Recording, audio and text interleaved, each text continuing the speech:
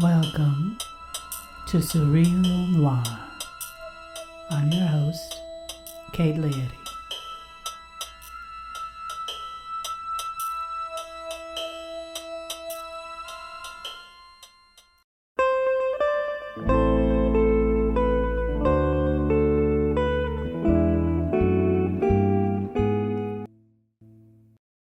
I remember the most beautiful of parks, the most wonderful Monrepos'n. I often walk in my dreams, my fairy tale lime tree.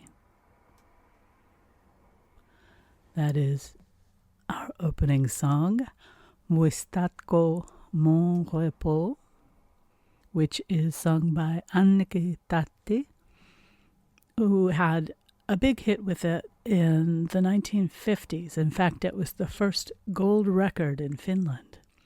But that version comes from the soundtrack to Aki Kaurismäki's The Man Without a Past, which is a very wonderful noir-ish flavored film about loss and memory and displacement.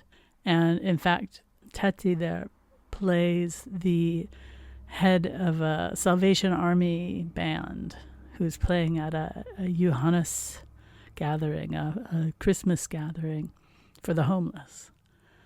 And I guess in addition to horror for this October episode, I'm also thinking about that issue of displacement because I'm about to be displaced again and head back to where I was last month. Not always where you want to be. The text for this episode, or at least one of the texts for this episode, is Dorothy Hughes' novel, Ride the Pink Horse. It takes place in a small town in New Mexico, probably near Santa Fe. Hughes lived for many years in Santa Fe.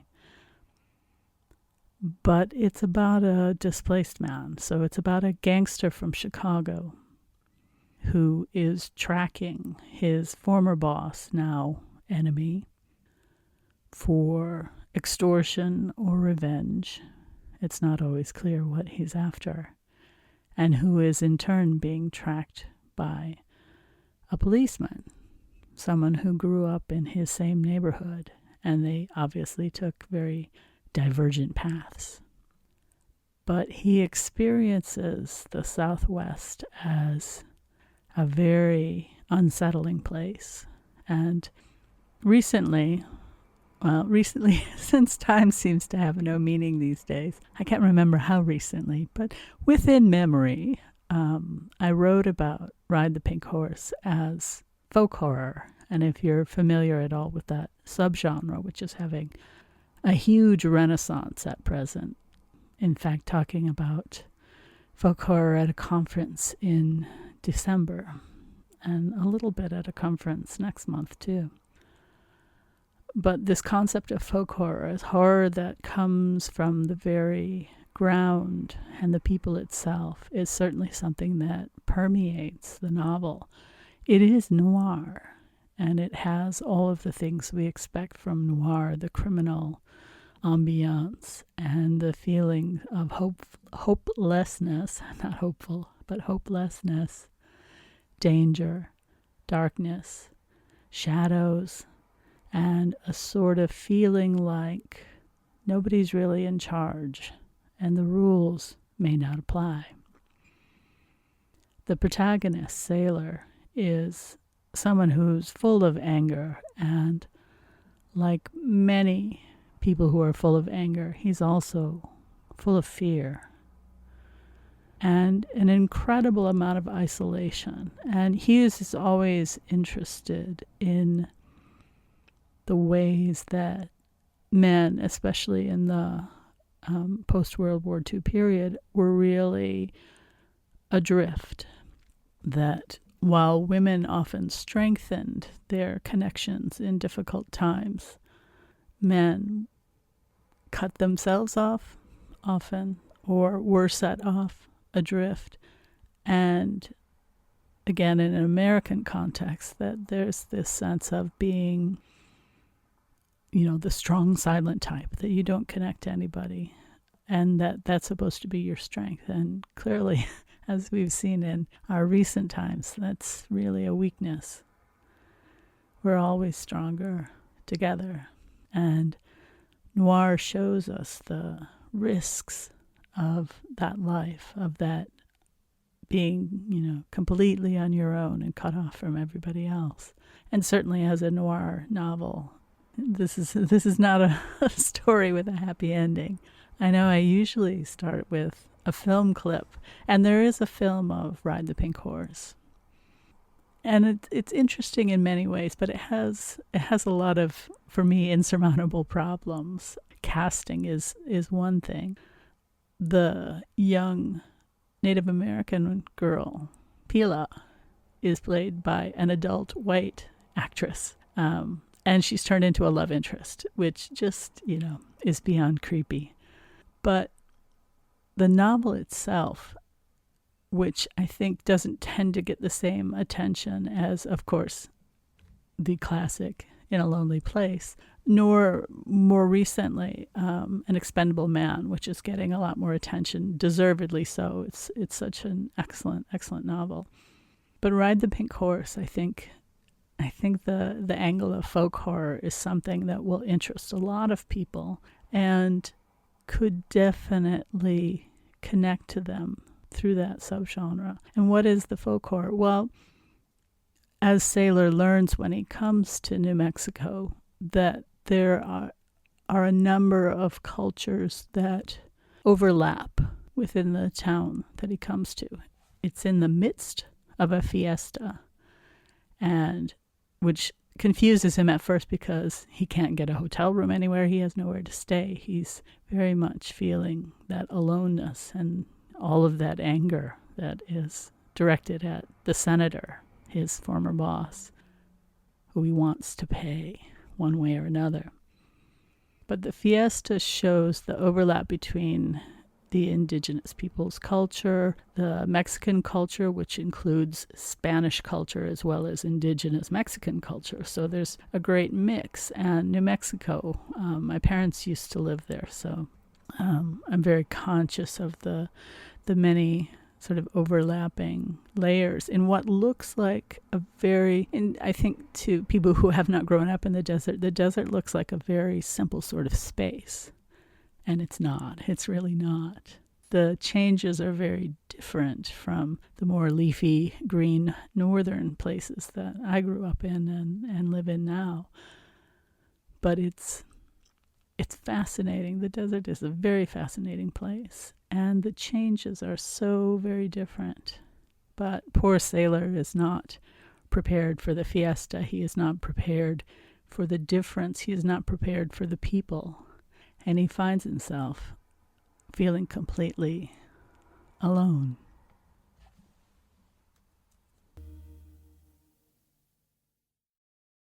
That was, of course, the glorious Amy Winehouse with I Wake Up Alone. Probably the feeling very much like Sailor had, waking up in the strangeness of Santa Fe. Zozobra, the gloomy one. While it's presented without much detail of the history in Hughes' novel, the truth of the matter is that it's not an ancient custom practice for generations. Well, it's becoming one, but it originally started in 1924. As the official history has it at burnzozobra.com, if you want to check it out, and you can see when the next one is coming up. Will Schuster, an artist who, William Howard Schuster Jr., who lived from 1893 to 1969, created the first Zozobra in 1924 as the focus of a private fiesta event at his home for artists and writers in the community.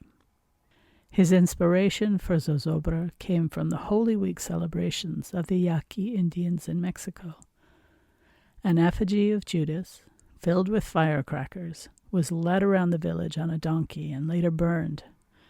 Schuster and E. Dana Johnson, a newspaper editor and good friend of Schuster's, came up with the name Zozobra, which was defined as anguish, anxiety, gloom, or in Spanish, the gloomy one. So from that fun celebration amongst the artist enclave has come a tradition that continues and has ended up in a couple of films. The Santa Fe Trail with Errol Flynn and Olivia de Havilland. I think he also appears there. But in Hughes's novel, it's presented with a real sense of the strange dislocation that Sailor has and his unexpected and unprepared encounter with this very public and very enthusiastic ritual. So here's a bit from the novel. A giant grotesquerie there ahead on the terrace, a gray specter at least 40 feet tall with a misshapen head, hollow eyes, pointed, flapping ears, shapeless, flapping mouth, a giant puppet with giant claw-like hands, palsied hands, lifting and falling. Out of the flapping mouth, a sepulchre voice was threatening, scolding, little threats, yet mouthed by him they were the purest obscenity. It's going to rain. It's going to rain and spoil your fun. Zozobra, made of papier-mâché and dirty sheets, yet a fantastic awfulness of reality was about him. He was unclean. He was the personification of evil.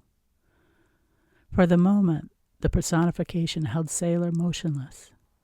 Then the spell passed, and he could see the figures behind the effigy.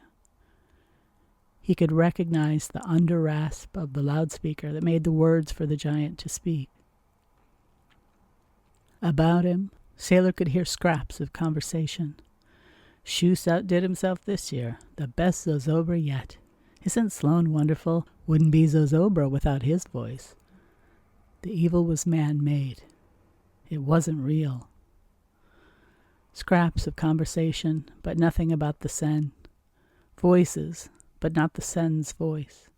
He threaded further forward and was halted by the quiver of excitement from the crowd.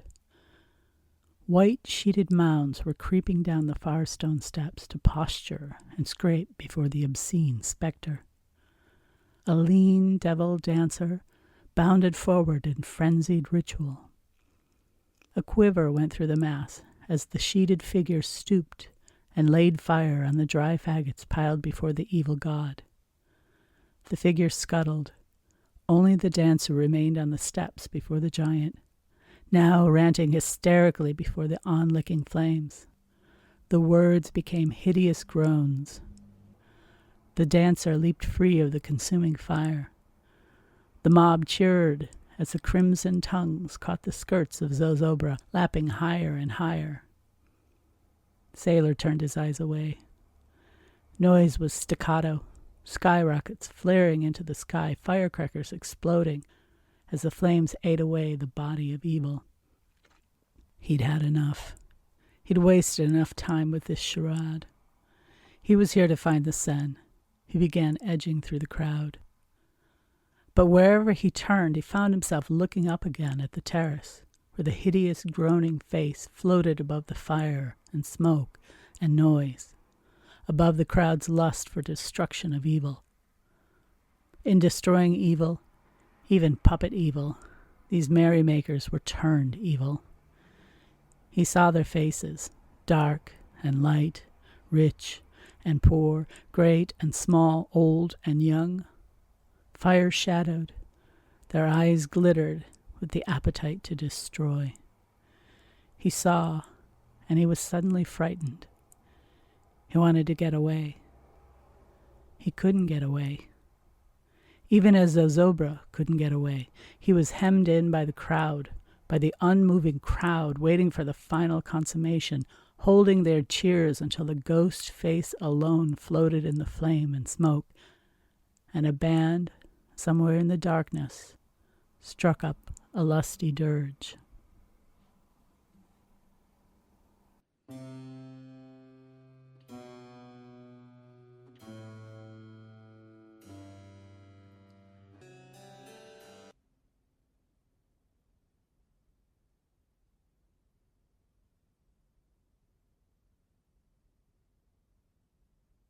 Voglio morire. Oh, disgrazia fatale. I just want to die. Oh, inevitable misfortune. That song, The Secret Love, by Barbara Strozzi, performed by Catherine Bott. Strozzi is a early music composer, not very well known, unfortunately, because we hear the same dozen dead white composers on classical radio most of the time, and she is just gorgeous work. I recently did a video project with one of her songs as the soundtrack, and if you're interested in that, you can certainly find it on my website. Feeling the international vibe this week on the program, in part because I recently went to the Surrealism Beyond Borders exhibit at the Metropolitan Museum in New York City. You can find a walkthrough of the exhibit on YouTube on the Met's channel. If you can get to the show at all, I highly recommend it. It's really quite wonderful to see the global effect of surrealism, and that it is very much a living tradition. I know there's a tendency to define surrealism as just a specific moment in a specific place, but it's clear from this wonderful exhibit that surrealism continues to echo on. And good news for my UK friends, that it will be traveling to the Tate Modern next year. So hoping that I can see it again there if I do get back to the UK, as I hope to be doing soon. One of the artists featured, of course, in this exhibit is Dorothea Tanning. And I feel like I'm slow to have come to her written work, knowing her art, sculpture, and I think I was aware that she wrote poetry, but I didn't really know about the novel Chasm, which I bought a copy of at the Dorothea Tanning exhibit at the Tate. Gosh, now what is it? 2 years ago, I guess. And it sits in Dundee waiting for my return, along with a number of other books and, of course, other people.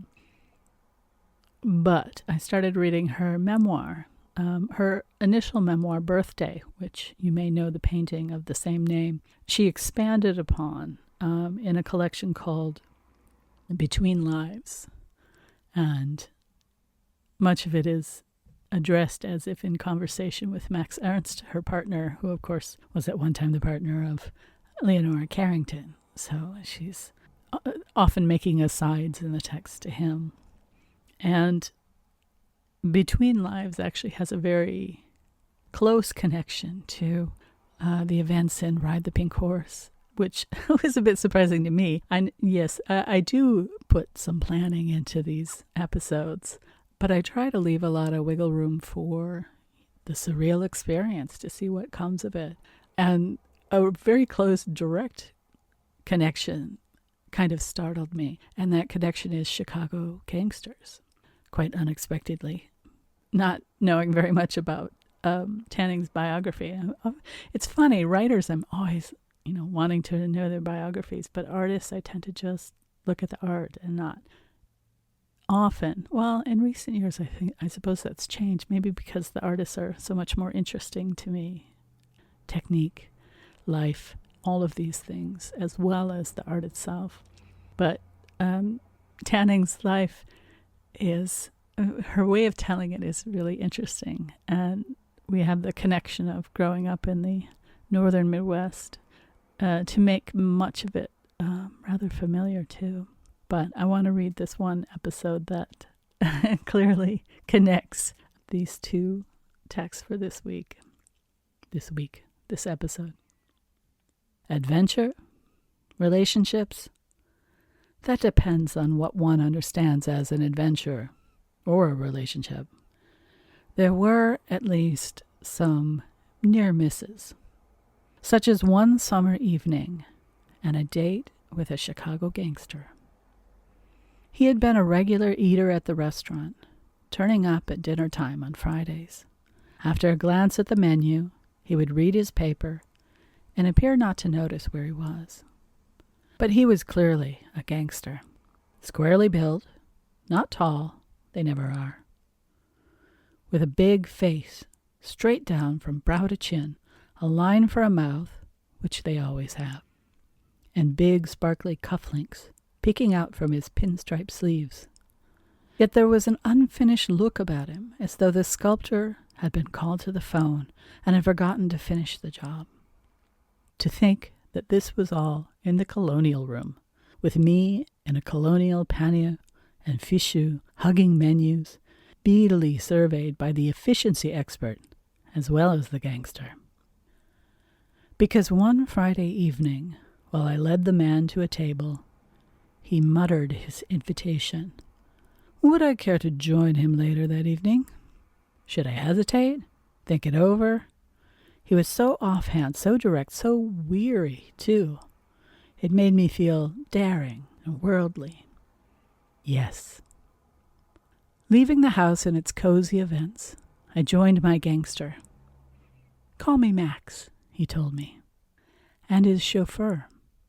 We drove a long way, through streets and suburbs, while I babbled the usual banalities, my date listening rather absently. We wound up in a cocktail lounge where he appeared to be well known. The place, I decided, was a mob hangout. Maybe he owned it. In fact, he was called away almost at once and parked me on a bar stool without a word. The barman told me to have something. I wasn't sure. Yes, he said, I was supposed to have something while I waited. 2 Alexanders later, I was feeling dizzy and began wondering what I should do about it. Were those drinks spiked with something? But that was not it. For just then the barman leaned forward to tell me that Max, yes, really, wouldn't be back, and that there was a taxi outside that would take me home. Angry and humiliated, I climbed in. Fortunately, the driver was kind, for I had no idea where we were. It wasn't at all the city I knew. Coming in that evening, 6:19 rush looked very good to me, and I had a deep sleep. By the way, the next day's paper gave full report. My date had been gunned down in a shootout only a block from the bar. So here's a little unexpected literary gangster tune for you.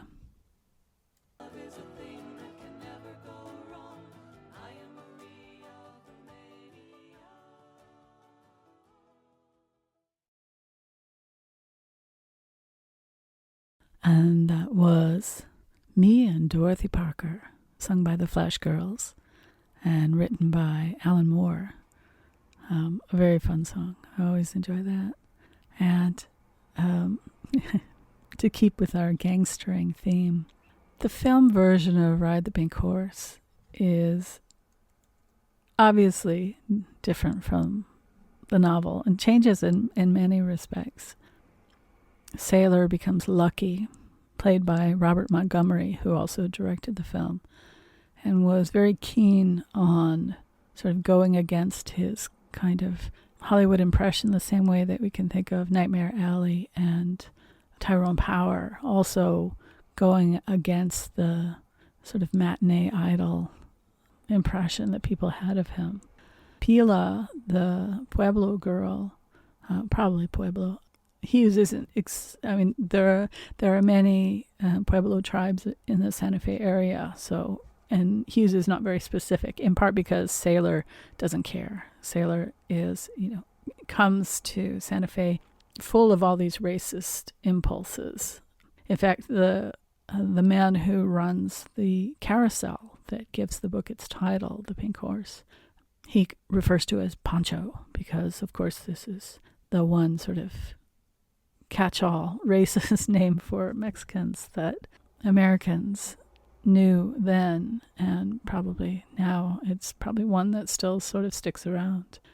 And despite the fact that this man comes to help him very much, he continues to use that name for him, even though eventually he comes to not only trust him but be very grateful to him. He's still not lucky, and he's still on the downward spiral of noir, but he comes to appreciate the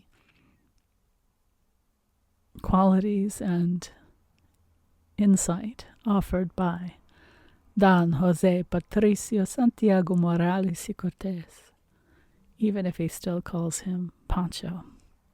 What's really interesting is his relationship with Pilar, the young girl who has come to town for the fiesta with her cousins and is feeling a bit abandoned by them because they're a little bit older and they're only interested in boys, and she's still kind of not quite in that space, and also feels the difference between them two, that she goes to the Indian school and those much in the news these days for all the atrocities committed there. So you can kind of think of the backstory of Pilar might be something even darker than noir.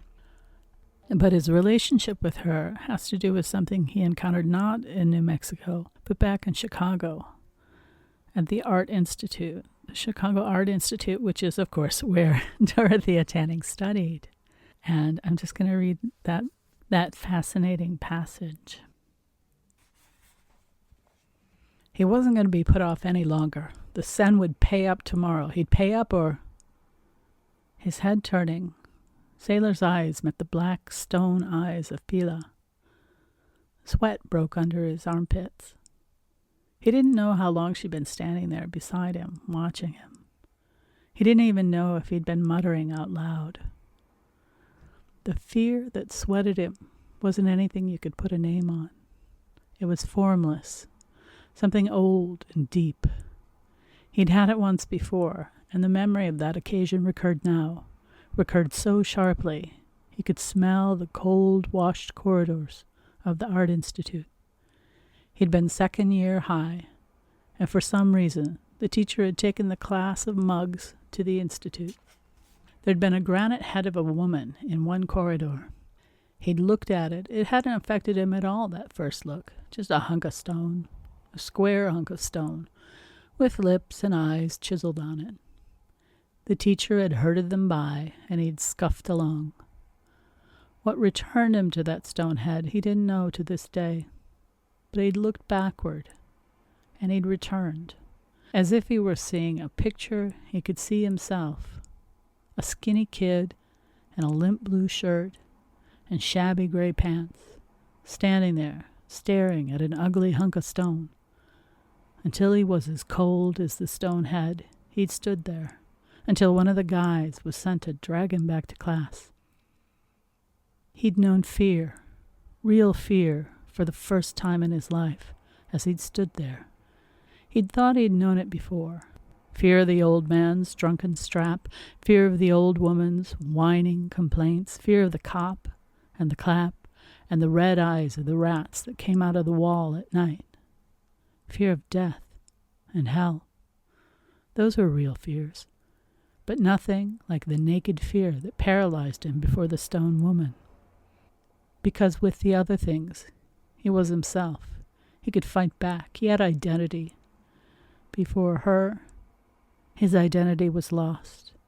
Lost in the formless terrors, older than time.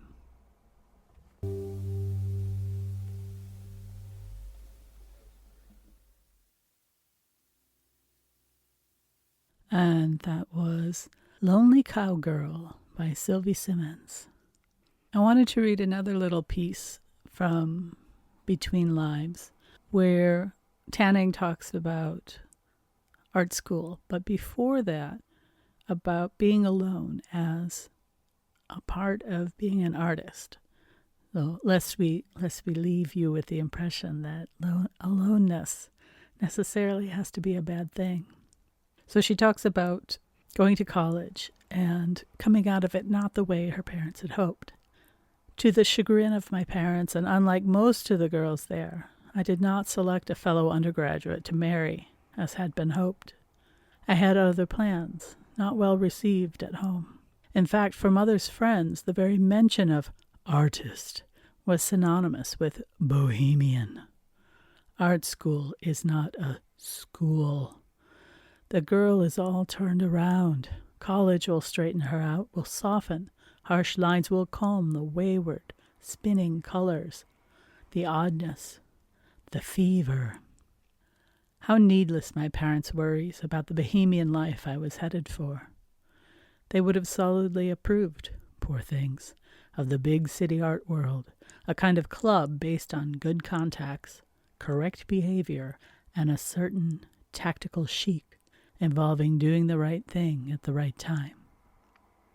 Every time I passed the Galesburg Public Library, I would see myself hidden in the stacks, making the kinds of discoveries that were not likely to be made at my college. This had already happened, in fact, for at age 16, I was employed there. Part-time, it is true, but the employment provided a certain illusion of independence, and even included a vacation, mine, that took the form of a rented cabin at Lake Bracken, a sprawling and appropriately named country club. My earned money would pay for 2 weeks, alone, self-consciously, uncompromisingly alone. No to sisters, no to friends, no to boys, no.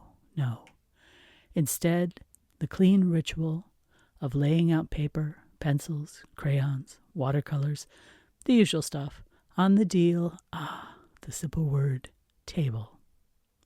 Something would happen, had to happen. It filled me up and down, back to front, and my head said that it would spill out cornucopiately onto paper or canvas. This 2-week evasion, bought with the ugly money I had earned drably, would produce flowers or monsters. I didn't care which, for they would be mine. Sometimes I stared for hours at the very white paper. Beyond the screens of the porch, mosquitoes and lake danced and rippled, respectively, under the moon and sun, for there was a moon, I had calculated with that. And inside the musty little cabin, 4 camp beds sagged, all empty and uncovered but one. The pallid cushions, pancake flat, exhausted, unable to sit up straight, the deal table. I had it dragged to the screen porch, such a reasonable place for a work table in July. Reasonable, too, to go to bed early after an interminable day, for this would certainly bring on tomorrow a better event in all its glow and promise. Sweaters and raincoat covered my blankets at night, for it was cool and often rained. There were visits, just 3. My sisters came out and looked at me, baffled, hurt. They brought a pecan pie that sat on the drain board, wrapped in its checkered towel. Another time, wearing fluffy afternoon dresses, 3 more or less buddies came visiting, girls who had thought I was one of them, until this. Their violent, unsatisfied curiosity floated around the afternoon cabin in a positively miasmal drift, a heady effluvium that mingled with the reek of crushed verdure and lake water. Unabashed questions did not even linger unuttered, but seeped into the vapid conversation on the porch, heavy as gases and as hard to wave away. Once a boy came, he would have made sense for them, came dragging his tennis racket and his courtly, courting manners, looked a lot at the empty cots and then back, in clumsy longing, at this weirdo trying to tell him a little something and failing utterly, because that was not it, and he had to be got rid of, sweetly, no fuss. After that, there were long, solitary days, the ungodly silence into which dipped the rain's whisper. Faraway boaters' banter sounded surprisingly near. That voice, was it someone I knew, perhaps? An evening bird, lighting on the roof, hopping on it. Cats could be counted on to fight up there too, and numerous twigs to snap at night.